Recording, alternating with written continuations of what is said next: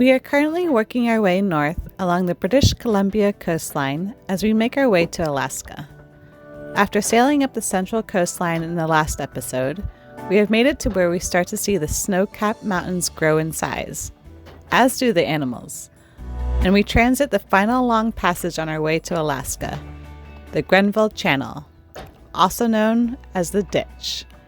Careful planning and timing is required to make it up this channel, but the sights we encounter make us slow down and enjoy what is around us.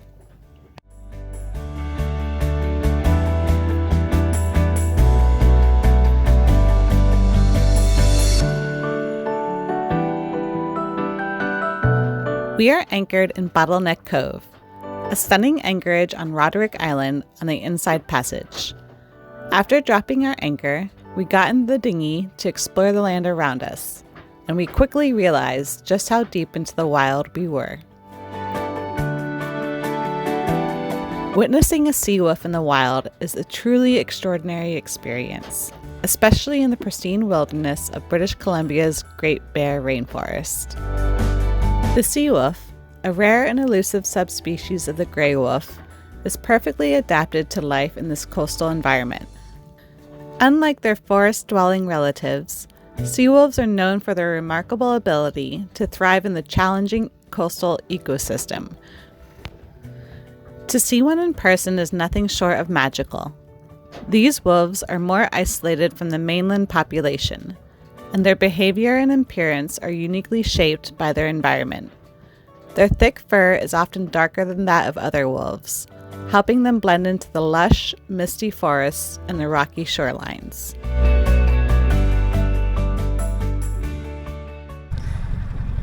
So we just talked to some folks who anchored in this after just about an hour ago, and it must have been when Rui was working on the dinghy engine. We went down below, but they just came out on their dinghy because they saw a big grizzly bear, they think.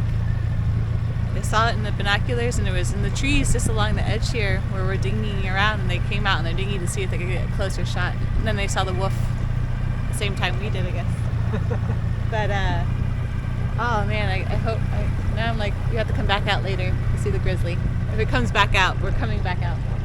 Gonna go look for grizzlies. Yes. Chase them into the bush. No. It was funny because Rui is like, he's been really careful. He doesn't want to go to shore where there might be bears. And it's so warm today. I came out barefoot, and Rui's like, oh, you want to go to shore? And I was like, I didn't bring my shoes. So now, are you happy not to go to shore? Now there is a grizzly. Yeah. But there were a lot of clams, and I guess that's what they like. They come down for the salmon when there's salmon season, and the clams that are on the beach.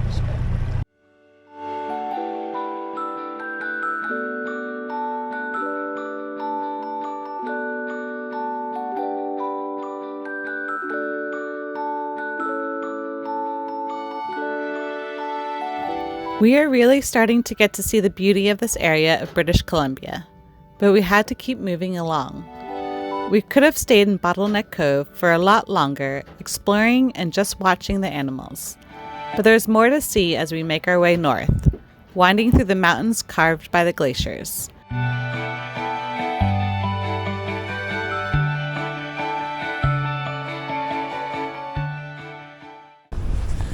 Wow, this has to be one of the most beautiful anchorages I've ever seen. All the waterfalls and what's left of the snow on the mountains. Wow. I feel like I'm in another world. We get to anchor right up there. And as we approach this waterfall, we saw the most wonderful sight of them all. Cub too! Holy crap, there's a bear and a little cub!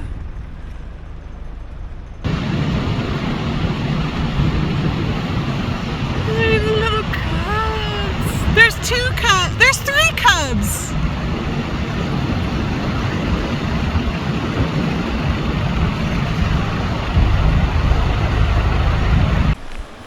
Holy crap, there's a bear right there with 3 baby cubs and this stunning waterfall. Like, where am I? That's all I got. Holy crap, this is amazing. To answer my own question, we are within the Coutts Conservancy, and this tall and stunning waterfall is our backyard. One of the most notable features of the Coutts Conservancy is the Coutts Inlet, which is where we are anchored. It is a deep, narrow fjord that provides critical marine habitat for salmon and other fish species, which in turn sustain the entire ecosystem. This inlet also serves as a haven for orcas, humpback whales, and other marine mammals that frequent the water. The Conservancy is also home to the Coutts River, an important salmon-bearing stream that is vital to the life cycle of many species, including the region's grizzly bears, who use the river's spawning salmon as a key food source. Talking about bears. See, I need to take some lessons from you, babe. Look at it! Can you see the cubs in there? I don't know where the cubs went.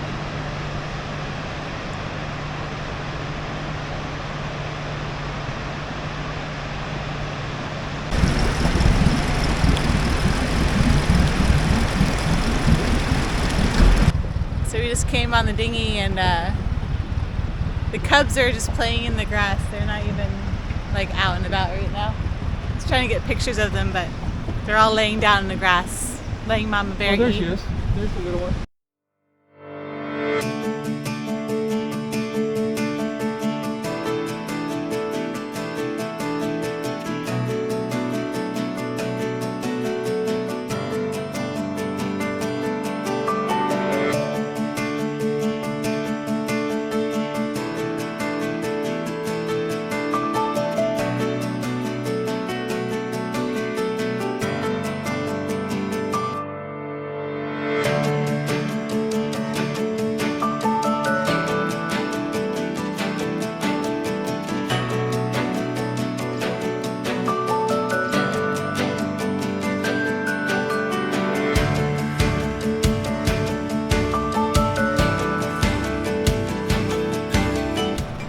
Well, that was indeed quite the entrance.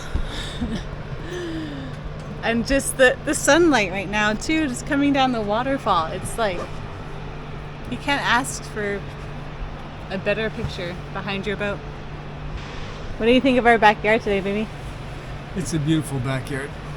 Waterfall, bears, snow mountains. It's like, it's got everything. This is everything. Sheer mountains with, yeah, this is pretty spectacular. The next day, we quickly learned about negative tides. So we were enjoying a nice calm afternoon on the boat, but I noticed, felt like we were sitting on some mud, and I looked over the side. Yeah. So we're gonna pull up anchor because tomorrow morning, when we were gonna leave, we're gonna leave about 6, and the tide's gonna be even lower tomorrow morning. So we might pull up and just head around the corner. Do you want me to pick up the anchor?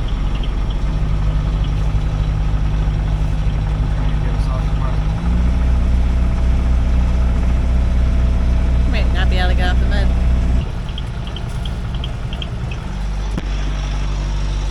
You can wait.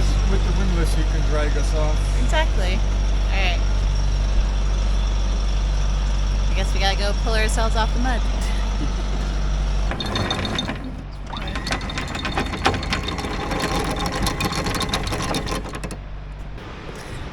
Well, we're too stuck to move, so we'll just have to wait as the tide comes back in, which it's doing right now. So hopefully in about an hour, we'll be able to pop over to the other anchorage.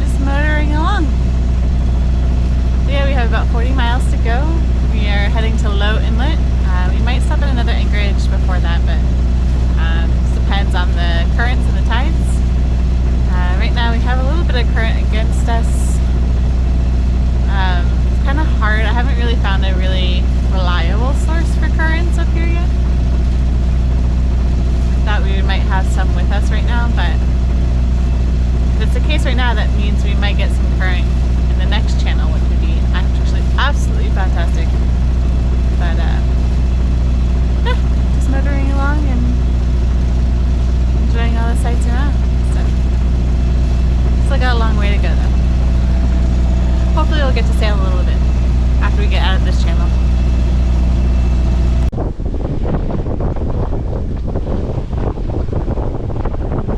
Well, we're sailing now.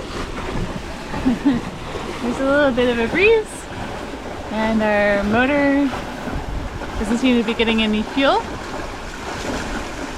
It may have been the fuel we got in Winter Harbor, but we're... Oh look, there's another I just saw another puff. It went up in the air. There's a bunch of whales around us now. We just passed one on our starboard side. And I just saw another, like the...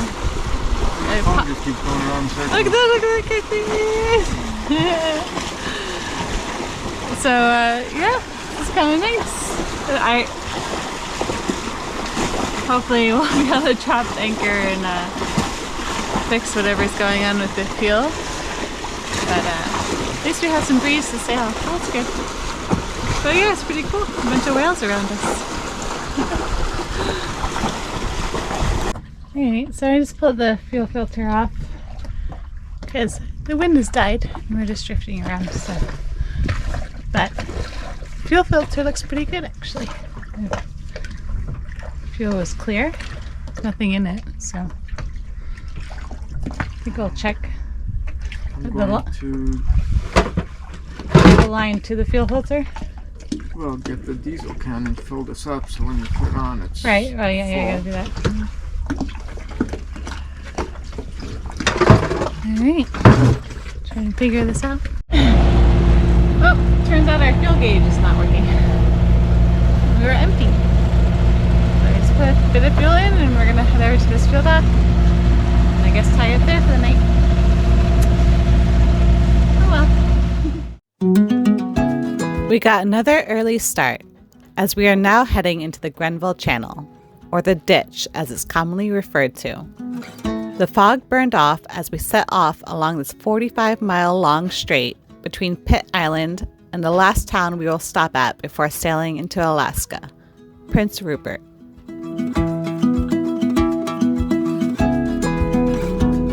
Well, good morning. It's about 9 a.m. We left a couple hours ago after fueling up yesterday, which was expensive. Yeah, fuel is not cheap in Canada. I think it was like $400 US dollars to fill up our 45-gallon tank and our 3 jugs. So about 60 gallons was $400. Anyway, we are on our way again. There is not a breath of air, so we're motoring. We are now in the Grenville Channel, also known as a ditch. The morning fog is burning off, or it's actually almost totally gone now. It's actually really pretty. Looking up the river as the fog was burning off, it was pretty nice. Seen some seals, saw a whale this morning, and it's super glassy outside, so hopefully we'll just make it as far as we can. We're just trying to stick with the current. We have a little bit of current with us right now, so we'll see how far we can get with this today. And that will depend where we drop anchor tonight along the channel. And tomorrow we'll be in Prince Rupert. But yeah, it's kind of nice. The sun's coming out, it's warm. Not much else to report, just motoring along.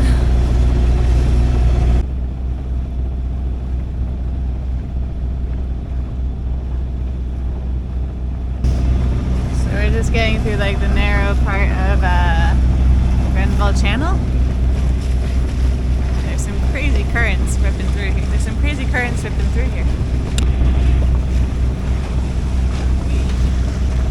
We have 2.5 knots of current with us.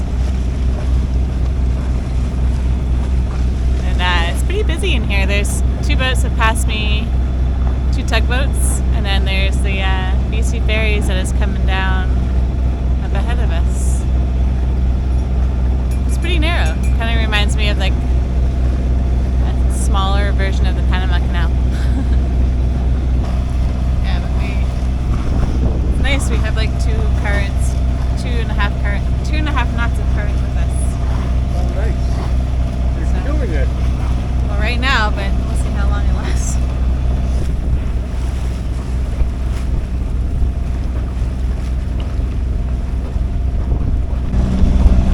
Alright, so change of plans. Well, not really change of plans, it's just an earlier stop than we were going to do, but we're going to pull over in Low Inlet, which is actually where one of the places that did want to stop before, so it's, I guess, good. But 2 boats ahead of us pulled over, and the winds are getting stronger coming down through the mountains, so they're up to 20 knots, and 20 knots on our nose doesn't really sound fun. Yeah, warning on the radio about gale force winds coming in, so I think it was the right decision just to pull off and do it all over again tomorrow. Get up at 5 in the morning and sail for 4 or 5 hours while I sleep, and then hit the anchorage and I wake up. Sounds like a wonderful idea. Yeah, Ruri's not a morning person, so he sleeps in the morning. He wakes up just to flake the chain in the anchor locker and then goes right back to bed, so he has a pretty sweet deal. But I guess he can make me breakfast now, right, babe? Or lunch, one or the other, in exchange. Right, he can do that. Lunchtime. Woohoo! What are we having for lunch, baby? I don't know, what are you making? I can make eggs. You can make lots of- Anyway, alright, well, we're gonna go drop anchor.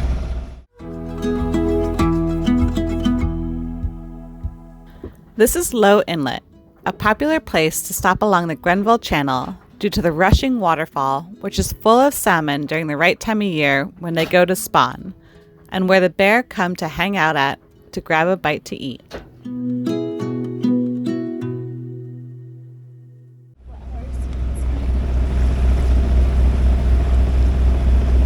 So we left really early this morning, and the fog isn't thick, so thank goodness I have the radar. I haven't used it in I don't know how long. But it still works, so that's a good thing.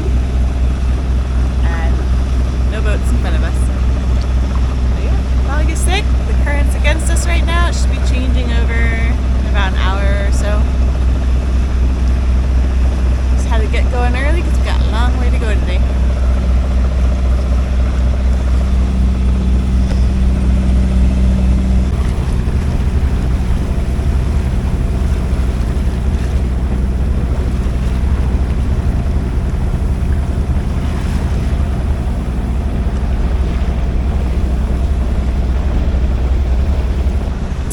That was a big tree. That's why you always have to keep a watch when you're going up these channels. But that is definitely the biggest log I have seen up here. Anyway, the fog is cleared. Rui was up for a while. He just went down below. And we have some breeze behind us. Not terribly strong, but just good enough to help us push us along. We also have the current with us. Yeah, just making our way.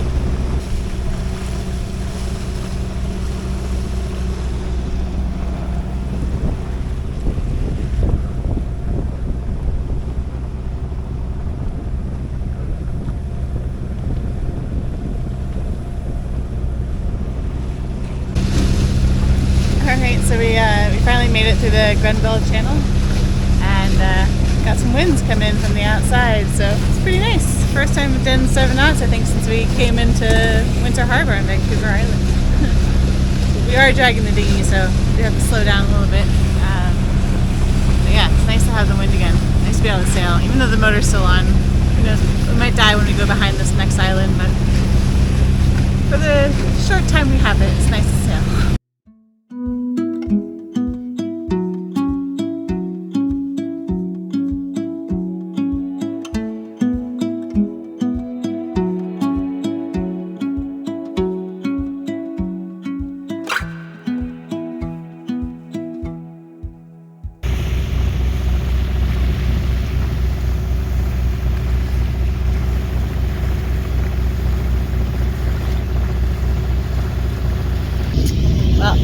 beautifully grayish day, not much sun. But we're getting close. We're only like about 90 miles away from Prince Rupert, so should be there in the next couple hours or less than that. Doing about 5.5 knots. I think we're at slack tide right now, so not too much current against us, and what wind there is pushing us along. Yeah, we're just trying to keeping the engine running because trying to make it in time not to hit opposing tide, and just drop the anchor and maybe pop in for some dinner. But yeah, it's been a good day. I'm stoked that we made it all the way up here. The Grenville Channel was a long way, and yeah, I mean, did it all in one go. So please click that subscribe button as we make it to our first town since Vancouver Island, enjoy a hot local beverage, and finally step foot into the Alaskan wilderness, where Rui dives right into making himself at home. Until next time, cheers!